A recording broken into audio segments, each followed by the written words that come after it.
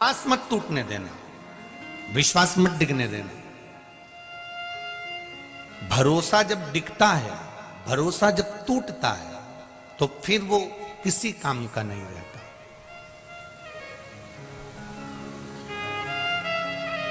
प्रहलाद से पूछा गया था कि इस खंबे में तेरा भगवान है? वो प्रहलाद ने कह दिया था खंबे में भगवान है। ध्रुव जी वन में बैठे हैं और नारद जी पूछ रहे हैं यहां बैठकर भगवान का भजन कर रहे हो, क्या वन में भगवान है? ध्रुव जी ने कह दिया था वन में भगवान है। मीराबाई से कहा था इस जहर के प्याले में भगवान है, हाँ इसमें भी अमृत है। इस सांप में भी परमात्मा है, सांप में भी परमात्मा है। इस शेर में भी परमात्मा है, शेर में भी परमात्मा है।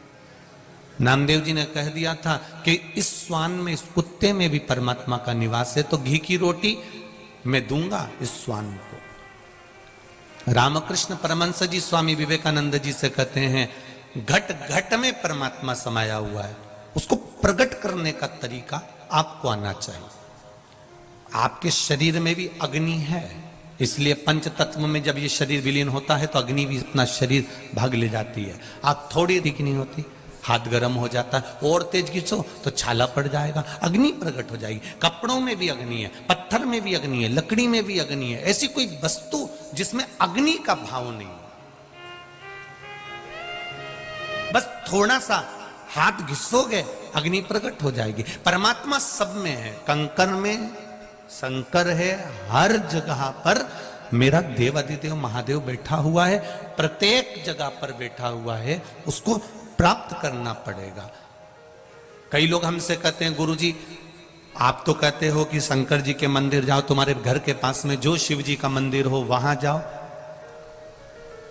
आप कभी ये क्यों नहीं कहते कि आप सीहोर आओ, कुबेरेश्वर धाम आओ? जब तुम्हारा अच्छा कर्म, जैसे ये हमारे लोग जितने भी यहां पर बैठे हुए हैं ये अच्छे से जानते हैं, जब किसी गांव में कोई घटना घटती है ना, कोई गांव में अगर किसी का एक्सीडेंट हो जाता है, किसी गांव में अगर कोई आग लग जाती है, किसी गांव में अगर कोई छोटी सी घटना घट जाती है, कोई मकान टूट गया, कोई गिर गया, पड़ गया, तो उसको डायरेक्ट कानपुर के हॉस्पिटल में लाके नहीं पटकते हैं। पहले उसको प्राथमिक उपचार के लिए गांव का जो हॉस्पिटल होता है पहले उसमें रखते हैं। बोलो रिजीजियो सही है कि गलत है?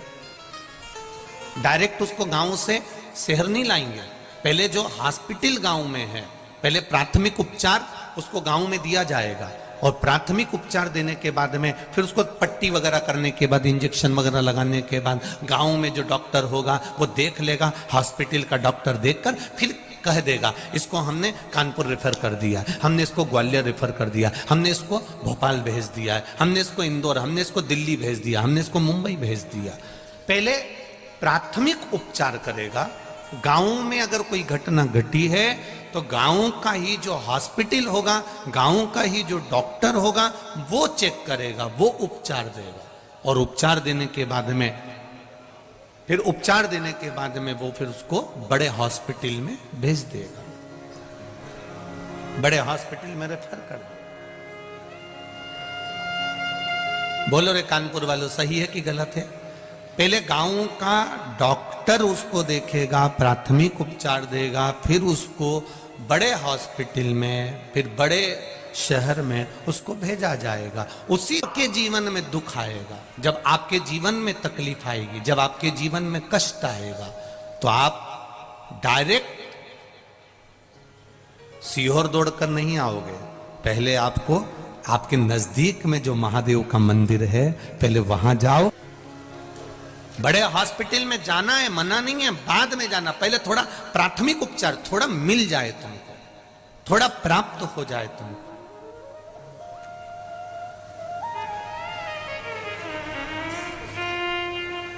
हम कथा करवाने वालों से हमेशा कहते रहते हैं कि कभी कर्जा रखकर कथा मत करवाना, कभी कर्जा लेकर कथा मत कराना। व्यवस्था करना है, तुमसे कोई 25 लाख, 50 लाख, 100 लाख, 1.5 लाख, जो कभी आपके सम्मुख में नहीं कि 25 लाख मांग लियो, महाराज ने 50 लाख मांग लियो, कि 40 लाख मांग लियो, कि 80 लाख मांग लियो। कर्जा रखकर कथा मत करवाना।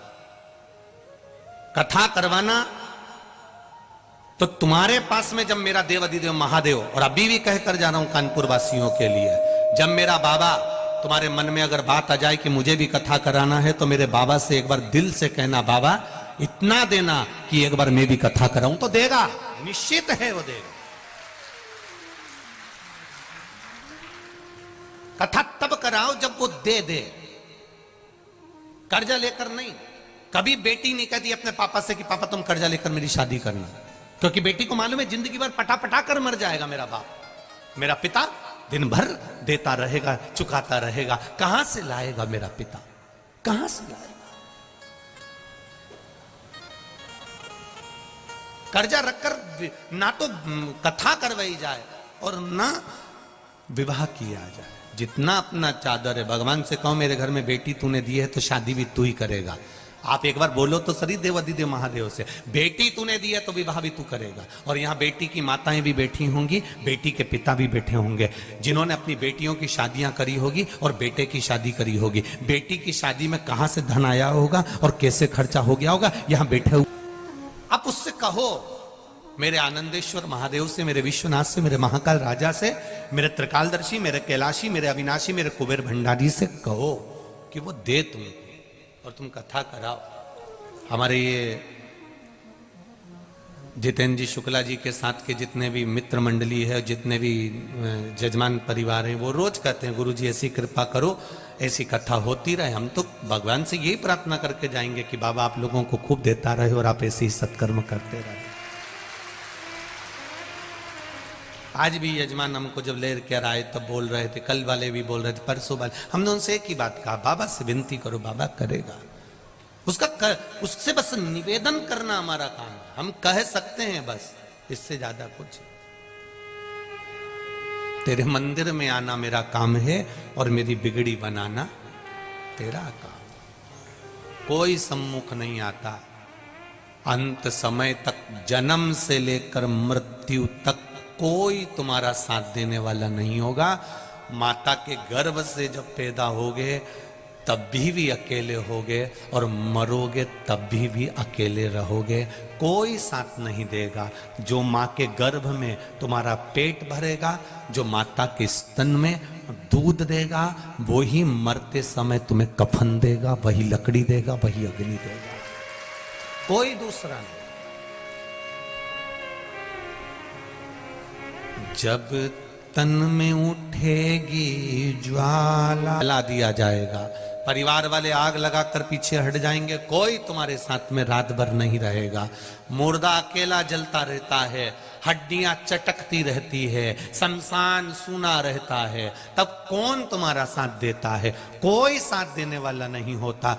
जो तुमने भगवान का भजन किया है, जो तुमने एक लोटा जल चढ़ाया है, जो तुमने बेलपत्री चढ़ाई है, जो तुमने शिव महापुराण की कथा सुनी है, जो यहां पर सेवा करी है, वो पुण्य तुम्हारा अकेलापन दूर करेगा और शमशान में भी तुम्हारे साथ खड़ा रहेगा। तुम्हारा पुण्य कटने वाला नहीं, पुण्य तुम्हारे सामने रहेगा। हमारे बीच में संत महाराज पधारे, एक बार जोरदार ताली बजाकर स्वागत करें आदरणीय संत बाबा जी का। संत महाराज जी के लिए जोरदार ताली बजाकर स्वागत करते। अंत समय कोई नहीं आया। उस अंत समय में केवल एक, कोई नहीं रहने वाला शमशान में। आग लगाएंगे, सब वापिस आ जाएंगे। घर आते से पड़ोसी की यहां से पूड़ी और सब्जी आ जाएगी, खा जाएंगे। मुर्दा भी पड़ा होगा तो भी अंदर जाके चाय तो निपटा जाएंगे। चाय पीने में कोई मना नहीं करेगा।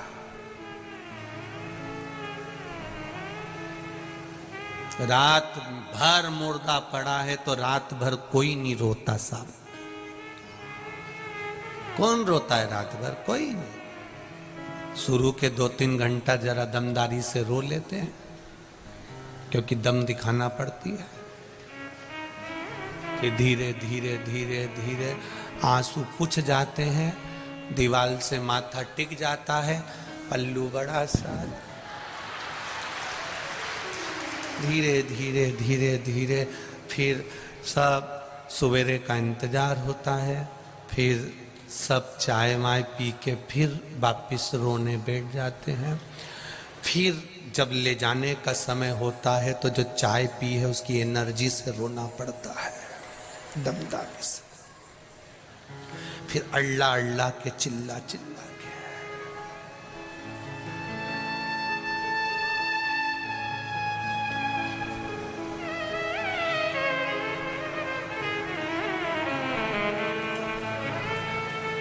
सब वो कहते हैं ना, एक राजा के लड़के के 4 मित्र थे। एक 24 घंटा साथ रहने वाला,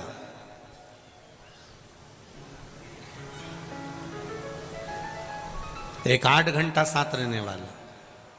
3 मित्र थे, एक 24 घंटा वाला, एक 8 घंटे वाला, एक कभी कभी मिलने वाला। राजा का लड़का उनके साथ रहता था, 24 घंटे साथ रहता था। राजा ने सूचना कर दी अपने नगर में, मेरे लड़के को अगर कोई रखेगा तो उसको मृत्यु दंड मिलेगा। लड़का और लड़के को निकाल दिया घर से बाहर। लड़का रोते रोते अपने 24 घंटे साथ रहने वाले मित्र के पास गया। मित्र, तू मेरे साथ 24 घंटे रहता है, तू तो मेरा साथ दे दे। 24 घंटे वाले ने पानी की भी नहीं पूछी और भगा दिया, चल निकल यहां से, तेरे पिताजी मुझे भी मृत्यु दंड दे देंगे, मुझे मरना नहीं है, निकल जाओ यहां से। 24 घंटे वाले को निकाल दिया। 24 घंटे वाले ने निकाल दिया। रोता हुआ 8 घंटे वाले के पास गया। उसने सोचा 8 घंटे वाला क्या साथ देगा जब 24 घंटे वाले ने नहीं दिया। 8 घंटे वाले के पास गया तो 8 घंटे वाले ने भी पानी तो पिलाया, थोड़ी देर बिठाया, पर कह दिया मैं साथ नहीं दे सकता, तुझे जाना पड़ेगा, तेरा पिताजी हमको भी मृत्यु दंड दे देगा, मर जाएंगे हम, जा। उसने निकाल दिया। उसने कहा जब 24 घंटे साथ रहने वाले ने साथ नहीं दिया, 8 घंटे वाले ने साथ नहीं दिया, तो कभी कभी मिलने वाला क्या साथ देगा। गया वो कभी कभी मिलने वाले के पास। उसने कहा बहुत दिनों के बाद आया रे, यहाँ सालों हो जाती है, तू तो आता ही नहीं है। हाँ मित्र, बस आया हूं तेरे यहाँ रहने के लिए। मेरे पिताजी ने पूरे नगर में सूचना करी है, जो मेरे बेटे को रखेगा उसको मृत्यु दंड दिया जाएगा। कभी कभी मिलने वाले ने कह दिया तू चिंता मत कर, तू मेरे पास रहे, तेरा पिताजी अगर मुझे मारेगा तो मैं मरने को तैयार हूं, तू तो आराम से रहे मेरे पास में, खा पी मौज कर। कभी कभी मिलने वाले ने अपने पास रख लिया। राजा को सूचना मिली, उसने उसको बुलाया, पूछा तुमने मेरे बेटे को रखा? हाँ। तुम्हें डर नहीं है? नहीं है। राजा ने अपने लड़के को राजपाट दे दिया, जो कभी कभी मिलने वाला था उसको मंत्री बना दिया। कभी कभी मिलने वाले को मंत्री बना रहने वाला, इस आत्मा के साथ रहने वाला ये शरीर है। जब प्राण छूटता है तो सबसे पहले ये शरीर साथ छोड़ता है। इसके ऊपर कितना खर्चा करा तुमने 24 घंटा, एक से बढ़कर एक साबुन से नहाए, एक से बढ़कर एक क्रीम लगाया, एक एक घंटे तक धागे से।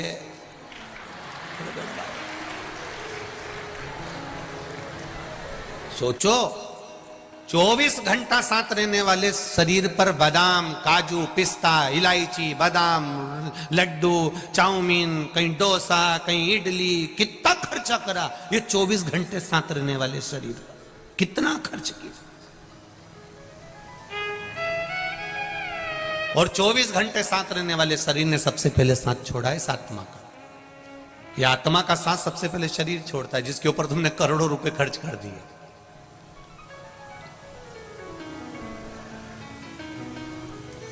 करोड़ों रुपए जिसके ऊपर खर्च करा, उसने सबसे पहले साथ छोड़ा। फिर 8 घंटे वाले होते हैं हमारे परिवार वाले, 8 घंटे से ज्यादा नहीं रोते। तुम अंदाजा लगा के बैठ जाना, रात को मरेंगे तो 2-3 घंटा जब दमदारी से रोएंगे, रात भर लाश को पटक देंगे दिया लगा के, दिया और अगरबत्ती, सुबह सुबह फिर तैयारी, 2-3 घंटा जब दमदारी से रो लेंगे। इसे मिला के केवल 6 घंटा तो ये हो गए। 2 घंटा इन्होंने बचा के रख लिए, जब भी कोई मिलने आएगा तो 1-1 सेकंड के लिए तो रोना पड़ेगा। उसका पूरा हिसाब लगाया जाएगा तो 8 घंटे के पहचान वाले हैं। जैसे ही कोई आया रहता है, माताएं अपने काम में लगी रहती है, और जैसे ही कोई आके बैठा और इनने पल्लू डाला करना, और पूरी कहानी सुनाएंगी फिर धीरे से। अच्छा, जो मिलने आता उसमें इतनी अक्ल ही नहीं होती। जब मिलने आया उसको पूरे नगर वालों को मालूम है इसको अटैक आया था, कि एक्सीडेंट हुआ था, कि शुगर बढ़ी थी, कि बीपी बढ़ा था, कि कैसे मरा था, सारे गांव के लोगों को मालूम है। उसको भी मालूम है कि कैसे मरा, परंतु आते से पूछेगा क्या हो गया था बताओ। और कहने वालों को भी शर्म नहीं आती, वहीं बैठे बैठे रात को तो अच्छे थे, मक्का की 2 रोटी खाई, 3 कटोरी कड़ी पी थी। मेरे से बोले मैं बाथरूम से आया, बाथरूम से आए बस जी बस। अब इनको सुनाई, ये गए, दूसरे आ गए। फिर उनने पूछा क्या हुआ था, फिर ने मक्का की 2 रोटी खाई थी, कड़ी भी 3 कटोरी पी थी। जितने आ रहे ना सबको यही बात बताई। तो एक ही बात तुम्हें सबको बताना है तो एक सीडी बनवा लो और प्लेयर में लगा दो, जैसे कहीं का है ना खटका चालू, ऐसे मरा था ये। पूछने आने वालों को भी शर्म नहीं आती और बताने वालों को भी नहीं आती। पूछने जाने वालों से निवेदन है, अगर किसी के मरे में बैठने जा रहे हो तो कैसे मरा ये मत पूछो, थोड़ी देर बैठ कर राम नाम और कृष्ण नाम और शिव नाम का भजन कर लो तो वो तर जाएगा। 10 दिन तक हमारे शास्त्र, हमारी पुराण, गरुण पुराण भी कहती है कि 10 दिन तक जीवात्मा घर की अटारी पर रहती है। अगर किसी के प्राण छूटते हैं तो मिलने क्यों जाते हैं? हमारा शास्त्र कहता है मिलने इसलिए जाते हैं कि वहां बैठकर थोड़ा सा भगवान का नाम जपना। नाम जपोगे तो वो जीवात्मा जो उस घर में 10 दिन तक है वो तुम्हारे भजन से तर जाएगी। पर हम उल्टे हैं। तुम भी गए होगे कजन कित्तों के यहां, तो बोलो भजन करते हो वहां बैठ के? नहीं, कोई नहीं करता। थोड़ी देर बैठे। एक देवराज नाम का ब्राह्मण के घर में जन्म लेने के बाद भी ब्राह्मण कर्म नहीं कर पाए।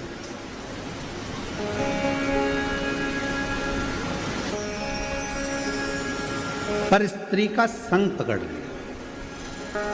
पहले कथा में कहा, फिर कहते हैं पराई नारी और पराया धन व्यक्ति को बर्बाद की ओर ले जाता।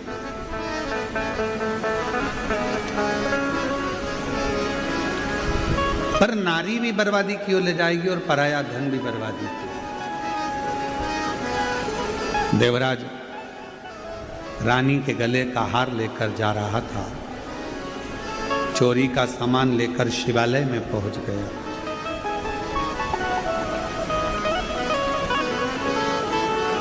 शिवजी के मंदिर में सोना चांदी का काम क्या, हम तो आपको भी कहते हैं। और जितने आस्था चैनल पर कथा सुन रहे हैं, जितने फेसबुक यूट्यूब पर कथा सुन रहे हैं, और जो शिरडी की इस पवित्र भूमि पर लोनी में जो कथा श्रवण करने के लिए महाराष्ट्र की पवित्र धरा पर आ रहे हैं 1 बजे से 4 बजे तक, उनसे भी कहें शंकर भगवान की कथा में, शंकर के शिवालय में, या कभी भी सीहोर कुबरेश्वर धाम आओ, वहाँ सोने के जेवर पहनकर, कीमती सामान लेकर बिल्कुल मत आओ। अपना अपना सोने का चेन, मंगलसूत्र, मोबाइल, पर्स ये अपना घर पर छोड़कर, क्योंकि मेरे बाबा को गोल्ड नहीं देखना है, तुम्हें बोल्ड बनाना है। उसके पास गोल्ड का काम नहीं। तुम्हारा कोई सामान खोता है, फिर तुम बाद में जाकर चिल्लाते हो हमारा सामान खो गया, हमारा सामान खो गया। सीवर वाला महाराज रोज कथा में चिल्लाता है अपना सोना चांदी घर छोड़ कर आओ, डायमंड घर छोड़ कर आओ, क्योंकि मेरा भोलेनाथ तो खुद डायमंड है। तो तुम्हारा डायमंड का करेगा क्या? चिंता मुक्त होकर चिंतन करने के लिए देवराज नाम का ब्राह्मण सोना लेकर, बहुत आभूषण लेकर शिवालय पहुंच गया। कभी मंदिर नहीं गया था, कभी शिवालय नहीं गया। एक क्षण की शिव महापुराण की कथा उसको सुनने को मिल गई। आखिरी में उसके जब प्राण गए, बेलपत्र के वृक्ष की छांव और नंदी पर बैठकर शिवधाम चले गए। फिर एक कथा आती है बिंदु की, जिसकी धर्मपत्नी का नाम चंचुला था।